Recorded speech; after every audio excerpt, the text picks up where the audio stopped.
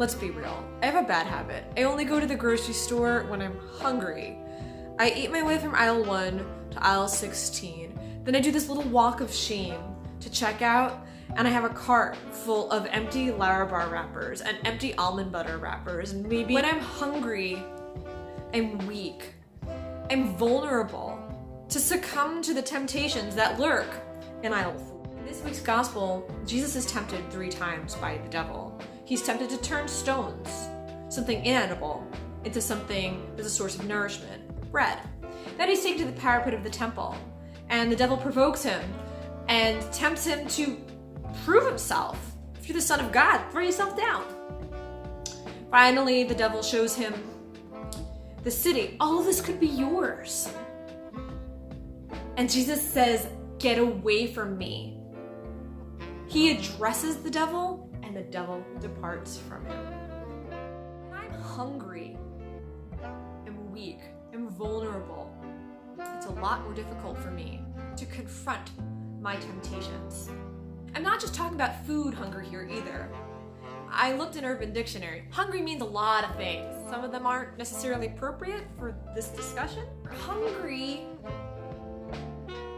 is an adjective that could describe a person who is ambitious, somebody who wants to make money, somebody who wants to please others, somebody who wants attention. Hungry. As a church musician, I have to ask myself every day I walk in the door and I sit on the bench, what's my hunger? And am I okay with that hunger? Is this a healthy hunger? Have I been nourished lately? Have I connected with others? Am I doing this because I love it? Am I doing this to be of service to others? Am I doing this for the money?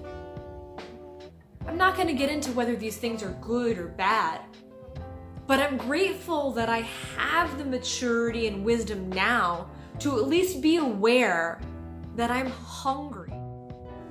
Jesus was hungry.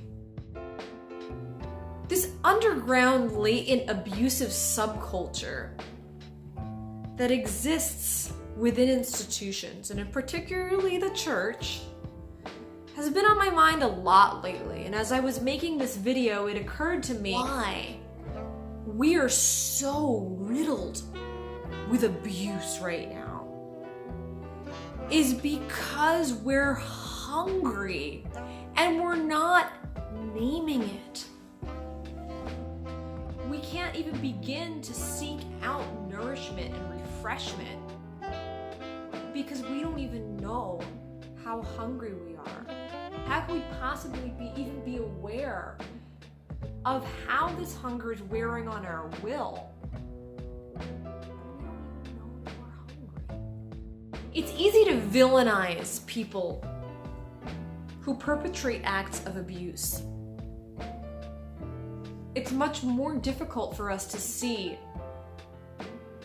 that they're hungry, that they've been tempted, that they've turned those stones into bread.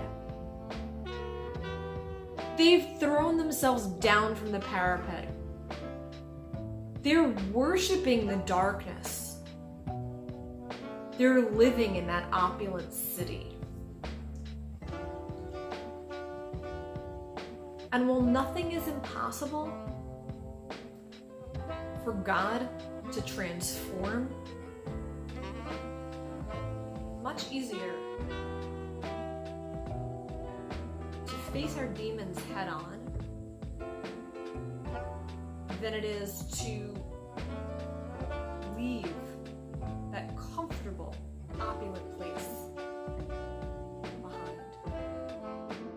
To ask yourself, are you hungry? What's my next meal look like? Is that nourishing me?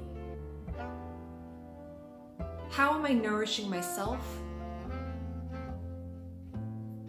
How am I nourishing others?